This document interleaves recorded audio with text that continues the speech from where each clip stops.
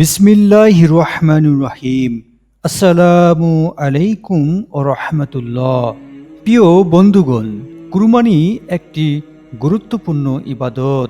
শুধু ইবাদতই নয়, বরং আল্লাহর ভালোবাসার অনন্য নজির স্থাপনের অন্যতম একটি প্রধান আমল। দেশের মুসলিম সমাজে কোরবানিতে অন্যকে শরিক করার প্রচলন রয়েছে। এটা ইসলামী শরিয়ার দৃষ্টিতে বৈধ, তবে কাউকে শরিক করার ক্ষেত্রে বেশ কিছু বিষয় লক্ষণীয় রাখা উচিত।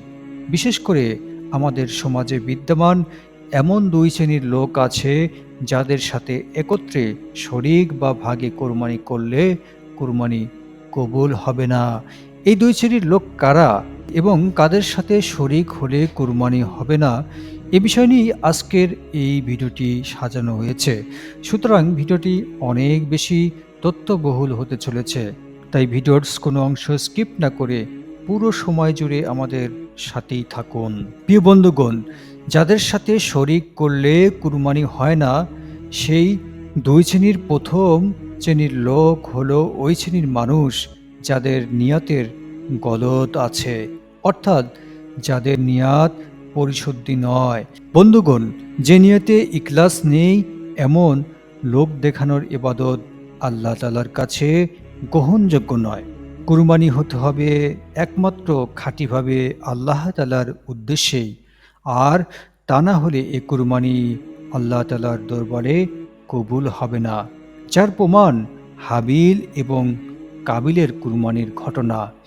শুধুমাত্র গোস্ত খাওয়ার জন্য, সুনাম সুখ্যাতির জন্য যত বড় সুন্দর আর দামি পশুই জবাই করা হোক না কেন, এ ধরনের কুরবানি আল্লাহ তাআলার দরবারে কবুল হবে না। তাই বন্ধুগণ, কাউকে শরিক করার ক্ষেত্রে সব থেকে গুরুত্বপূর্ণ ও জরুরি বিষয় হলো অংশীদার নির্বাচন করতে প্রত্যেককেই ভালোভাবে জেনে বুঝে নিতে হবে।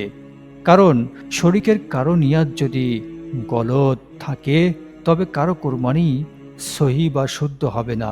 এ বিষয়ে ফতোয়ার কিতাবগুলোতে বলা হয়েছে, যদি কেউ আল্লাহ তাআলার হুকুম পালনের উদ্দেশ্যে কোরবানি না করে, শুধু গোস্ত খাওয়ার নিয়াতে কোরবানি করে, তাহলে তার কোরবানি সহি হবে না। তাকে অংশীদার বানালে শরিকদের কারো কোরবানি হবে না। তাই অত্যন্ত সতর্কতার সহিত শরিক নির্বাচন করতে হবে। বাদেউস সানায়ে চতুর্থ অনুচ্ছেদে 208 পৃষ্ঠা এবং কাজী খান 3 নম্বর অনুচ্ছেদের 349 পৃষ্ঠায় একথা বর্ণিত হয়েছে।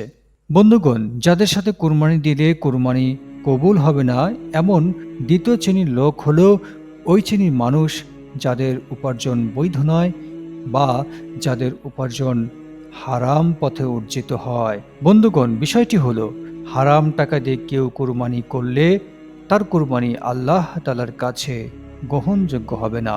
কেননা আল্লাহ তাআলা পবিত্র, শুধুমাত্র পবিত্রটাকেই তিনি গ্রহণ করেন। তিরমিজি 2989 নং হাদিসে একথা বর্ণিত রয়েছে।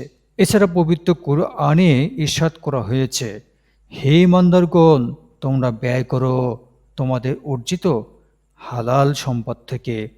সূরা বাকারা 267 নং আয়াত।